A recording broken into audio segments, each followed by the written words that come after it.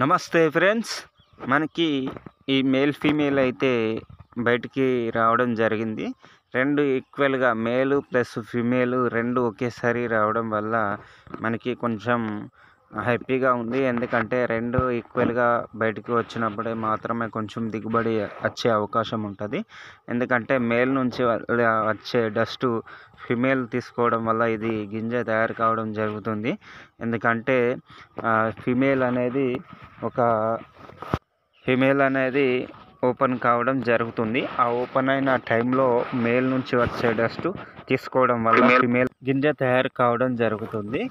అయితే ఇది కొన్ని సార్లు వెదర్ని బట్టి ఉంటుంది. ఎందుకంటే ఎండలు ఎక్కువగా ఉండడం వల్ల కూడా ఇది గింజ కాదు.